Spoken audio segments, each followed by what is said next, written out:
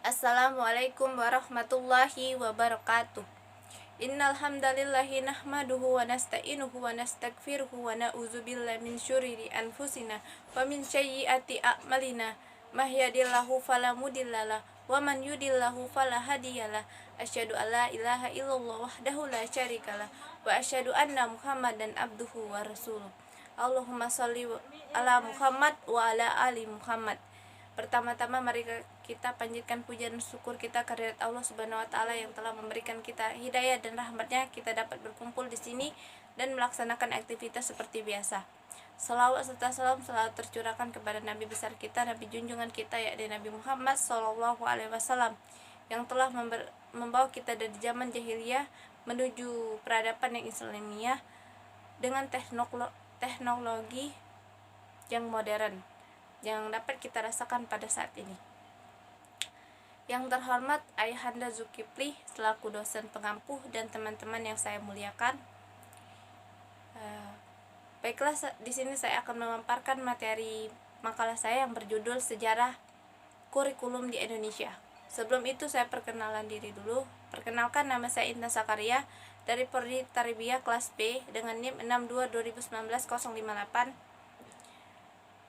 Oke, baiklah, langsung saya memaparkan materi saya. Ada ungkapan menggelitik yang sering kali muncul dalam perubahan penguasa negeri ini, yakni ganti menteri, ganti kurikulum.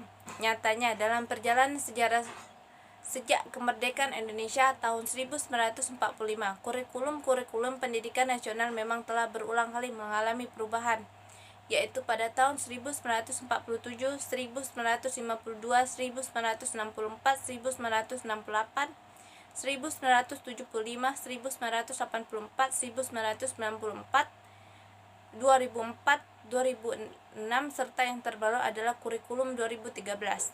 Perubahan tersebut merupakan konsekuensi logis dari terjadinya perubahan sistem politik, sosial, budaya, ekonomi, dan iptek dalam masyarakat berbangsa dan bernegara. Sebab kurikulum sebagai seperangkap rencana pendidikan perlu dikembangkan secara dinamis sesuai dengan tuntunan dan perubahan yang terjadi di masyarakat. Dari perspektif histori dari masa ke masa, determinan paradigma politik dan kekuasaan yang secara bersama-sama mewarnai dan mempengaruhi secara kuat sistem pendidikan Indonesia selama ini. Corak sistem pendidikan suatu negara pada gilirannya kembali pada stakeholder yang paling berkuasa dalam pengambilan kebijakan. Pada tataran ini, maka sistem politiklah yang berkuasa. Siapa yang berkuasa pada periode tertentu akan menggunakan kekuasaannya untuk menentukan apa dan bagaimana pendidikan diselenggarakan. Kecenderungan inilah yang kemudian turut menjadi penguat pada yang kemudian diistilahkan ganti menteri, ganti kebijakan, termasuk di dalamnya kurikulum pendidikan. Sebab muatan-muatan politik, ideologi maupun tujuan-tujuan tertentu diinginkan penguasa juga disetting sedemikian rupa dalam kerangka kurikulum. Seiring dengan perkembangan zaman, dengan berbagai alasan dan rasionalisasi, kurikulum di Indonesia terus mengalami pergantian dari periode ke periode. Yang kedua, pertahapan kurikulum di Indonesia. Yang pertama adalah kurikulum 1947. Kurikulum pertama yang lahir pada masa kemerdekaan memakai istilah dengan bahasa Belanda Lerpan, artinya rencana pelajaran. Istilah ini lebih populer dibanding dengan istilah kurikulum dalam bahasa Inggris. Perubahan arah pendidikan lebih bersifat politis dari orientasi pendidikan Belanda ke kepentingan nasional. Sedangkan asas pendidikan ditetapkan Pancasila. Kurikulum yang berjalan saat itu dikenal dengan sebutan Rencana Pelajaran 1947 yang baru dilaksanakan pada tahun 1950. Sejumlah kalangan menyebut sejarah pendidikan kurikulum diawali dengan kurikulum 1950. Bentuknya memuat dua pokok. Yang pertama daftar mata pelajaran dan jam pelajaran, yang kedua garis-garis besar pelajaran. Kurikulum yang kedua adalah kurikulum 1952 Setelah Rencana Pelajaran 1947, pada tahun 1952 kurikulum di Indonesia mengalami penyempurnaan. Kurikulum ini lebih merinci. Setiap mata pelajaran kemudian diberi nama dengan Rencana Pelajaran Terurai 1952. Kurikulum ini sudah mengarah pada suatu sistem pendidikan nasional yang paling menonjol dan sekaligus ciri dari kurikulum 1952 ini bahwa setiap rencana pendidikan harus mempertimbangkan isi pelajaran yang dihubungkan dengan kehidupan sehari-hari. Silabus mata pelajarannya menunjukkan secara jelas bahwa seorang guru mengajar satu mata pelajaran. Kurikulum yang ketiga adalah kurikulum 1964. Usai tahun 1952 menjelang tahun 1964, pemerintah kembali menyempurnakan sistem kurikulum di Indonesia. Kali ini diberi nama dengan Rencana Pendidikan 1964.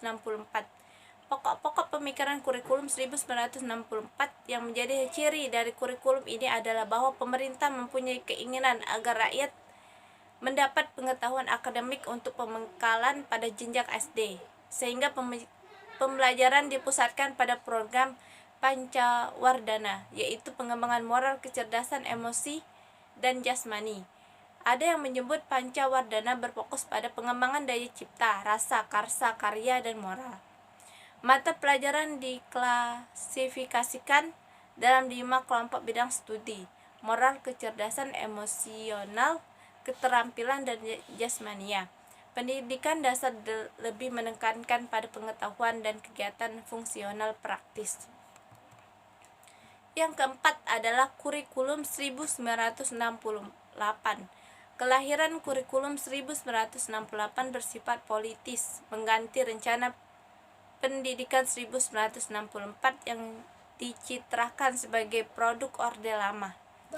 Dari segi tujuan pendidikan, kurikulum 1968 bertujuan bahwa pendidikan ditekankan pada upaya untuk membentuk manusia Pancasila sejati, kuat dan sehat jasmaninya, mempertinggi kecerdasan dan keterampilan jasmani, moral, budi pekerti, dan keyakinan beragama. Dalam kurikulum ini tampak dilakukan perubahan struktur kurikulum pendidikan dari Pancawardana menjadi pembinaan jiwa Pancasila, pengetahuan dasar, dan kecakapan khusus. Kurikulum 1968 merupakan perwujudan dari perubahan orientasi pada pelaksanaan Undang 1945 secara murni dan konsekuen. Kurikulum 1968 menekankan pendekatan organisasi, materi pembelajaran, kelompok pembinaan Pancasila, pengetahuan dasar, dan kecakapan khusus. Yang kelima adalah kurikulum 1975. Kurikulum 1975 menekankan pada tujuan agar pendidikan lebih efektif, efisien. Latar belakangnya lahirnya kurikulum ini adalah pengaruh konsep di bidang manajemen yang dikenal dengan metode, materi, dan tujuan pembelajaran dirinci dalam prosedur pengembangan sistem instruksional yang dikenal dengan istilah satuan pembelajaran, yaitu rencana pembelajaran setiap satuan bahasaan.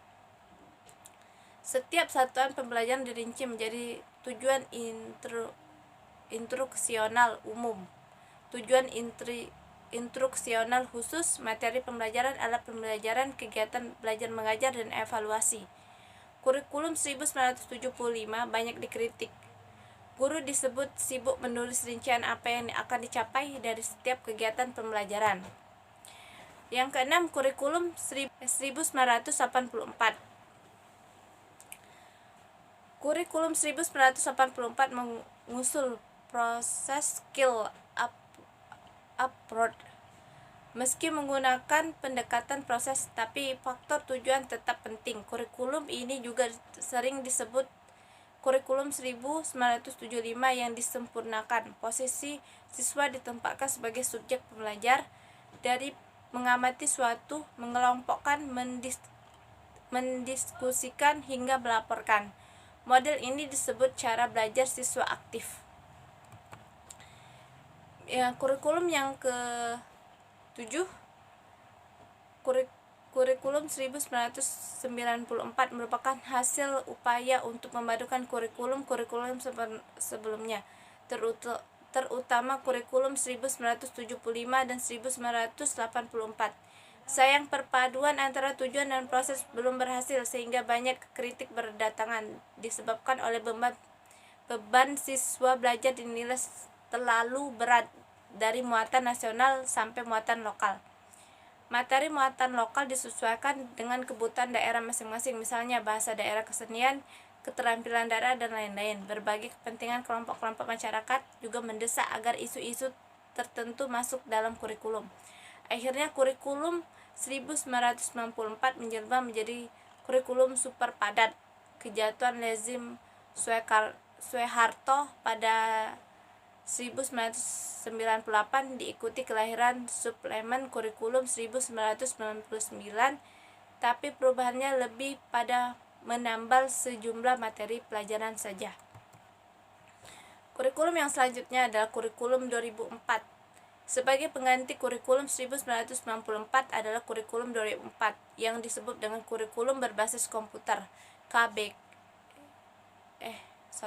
kurikulum berbasis kompetensi KBK. Suatu program pendidikan berbasis kompetensi harus mengandung 3 unsur pokok, yaitu pemilihan kompetensi yang sesuai, spesifikasi, indikator evaluasi untuk menentukan keberhasilan pencapaian kompetensi, dan pengembangan pembelajaran. KBK memiliki ciri-ciri sebagai berikut: menekankan pada ketercapaian kompetensi siswa baik secara individu maupun klasikal, berorientasi pada hasil belajar dan keberagaman. Yang selanjutnya kurikulum 2006. Pelaksanaan KBK masih dalam uji terbatas, namun pada awal tahun 2006 uji terbatas tersebut dihentikan dan selanjutnya dengan terbitlah Permen nomor 24 tahun 2006 yang mengatur pelaksanaan Permen nomor 22 tahun 2006 tentang standar isi kurikulum dan nomor 23 tahun 2006 tentang standar kelulusan. Lahirlah kurikulum 2006 yang pada dasarnya sama dengan kurikulum 2004. Perbedaan yang terletak pada jiwa dari desentralisasi sistem pendidikan. Pada kurikulum 2006, pemerintahan pusat menekankan standar kompetensi dan kompetensi dasar. Sedangkan sekolah dalam hal ini guru dituntut untuk mampu mengembangkan dalam bentuk silabus dan penilaian sesuai dengan kondisi sekolah dan daerahnya. Hasil pengembangan dari semua mata pelajaran dihimpun menjadi suatu perangkat yang dinamakan dengan kurikulum satuan pendidikan KTSP. Penyusunan KTSP menjadi tanggung jawab sekolah di bawah pembinaan dan pemantauan Dinas Pendidikan Daerah dan wilayah setempat. Kurikulum yang terakhir adalah kurikulum 2013. Pemerintah melakukan pemetaan kurikulum berbasis kompetensi yang pernah diuji coba pada tahun 2004. Kompetensi dijadikan acuan dan pedoman bagi pelaksanaan pendidikan untuk mengembangkan berbagai ranah pendidikan, pengetahuan, keterampilan, dan sikap dalam seluruh jenjang dan jalur pendidikan, khususnya pada jalur pendidikan sekolah. Kurikulum 2013 berbasis kompetensi memfokuskan pada perolehan kompetensi tertentu oleh peserta didik. Oleh karena itu, kurikulum ini mencakup sejumlah kompetensi dari seperangkap tujuan pembelajaran yang dinyatakan sedemikian rupa sehingga pencapaian dapat kriteria keberhasilan. Kegiatan pembelajaran perlu diarahkan untuk membangun peserta didik menguasai sekurang-kurangnya tingkat kompetensi minimal agar mereka dapat mencapai tujuan-tujuan yang telah ditetapkan. Sesuai dengan konsep pelajaran tuntas dan pengembangan bakat, setiap peserta didik harus diberi kesempatan untuk mencapai tujuan dengan kemampuan dan kecepatan belajar masing-masing. 7 tema utama kurikulum 2013 adalah menghasilkan insan Indonesia yang produktif, kreatif, inovatif, efektif melalui pengamatan sikap, keterampilan, dan pengetahuan yang terintegrasi. Dalam perspektif kebijakan pendidikan nasional sebagaimana dapat dilihat dalam Undang-Undang Sistem Pendidikan Nasional Nomor 20 Tahun 2003 menyatakan bahwa kurikulum adalah seperangkat rencana dan pengetahuan mengenai tujuan, isi, dan bahan pembelajaran serta cara yang digunakan sebagai pedoman penyelenggaraan pelajaran untuk mencapai tujuan pendidikan tertentu. Kurikulum memiliki 5 komponen utama, yaitu 1. Tujuan, 2. Materi atau isi, yang ketiga metode atau strategi pencapaian tujuan pembelajaran, 4. Organisasi kurikulum, yang kelima evaluasi. Seperti halnya dalam masalah sistem pendidikan secara makro, politik, ekonomi, sosial, dan budaya, serta globalisasi turut mempengaruhi corak kurikulum pendidikan di Indonesia. Dari periode awal, yakni masa kemerdekaan dan pemerintahan Orde Lama, Orde Baru, Reformasi, sehingga kurikulum 2013 yang baru saja diimplementasikan. Dari sekian banyak faktor, political will pemerintah dan paradigma politiklah yang hingga kini dirasakan memberikan pengaruh paling kuat dalam perubahan, pengembangan maupun penyempurnaan kurikulum dari masa ke masa. Tidak ada yang salah apabila terjadi perubahan kurikulum, jangankan setiap 10 tahun sekali, setiap tahun 10 kali pun tidak terjadi masalah kalau memang dihendaki demikian. Yang menjadi soal adalah dengan tujuan dan alasan apakah perubahan itu terjadi, dan apakah tujuan serta alasan itu memang dibenarkan dan dibutuhkan sekarang sebagai antisipasi masa depan. Harapan kita semua bahwa kurikulum yang baru tidak akan mengalami nasib yang sama dengan kurikulum sebelumnya, akan tetapi mampu memberikan pencerahan terhadap perubahan paradigma berpikir para pelaksana di lapangan, serta mampu memfasilitasi dan membantu meningkatkan kompetensi peserta didik sehingga mampu bersaing baik di kancah nasional maupun internasional dengan bangsa-bangsa yang lain. Demikianlah materi yang dapat saya sampaikan, lebih dan kurangnya saya mohon maaf, pada Allah saya mohon ampun. Saya akhiri, subhanakallahumma wa bihamdika asyhadu alla ilaha illa anta astaghfiruka wa atubu ilaik. Billahi fisabil haq fastabiqul khairat, nasrun minallahi fatun qarib wa basiril mu'minin. Wassalamualaikum warahmatullahi wabarakatuh.